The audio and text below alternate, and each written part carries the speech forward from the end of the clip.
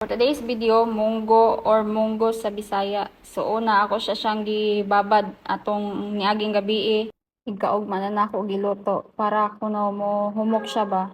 Tas imo na nang itak-ang imong latan while naglata ka, magandam ka sa lamas niya na ahos, bombay o kamatis, then sibuyas. Pwede pod saglan nimong laing gulay ang uban kay batong, kalabasa ug unsa pa na diha. Ikaw bahala gud. Then nalata na, so magisa na ta sa ato ang karni at sa unahon ang atong lamas. Pwede sa din siya butangan og coconut milk or tuno sa lubi, pero kay wala man tay lubi dire, ato lang ning kuan lang wala lang gud. Simple lang. So karon naluto na siya. Pwede na dayon nimo ibutang ang imuhang kamatis pa di ay. Then ikahumana na ibutangan nimo to imong nilat-an na munggos. Sa ako kay daghan kay sabaw, pero ang uban kay kuan lang pinauga lang gud. Jag asa na basta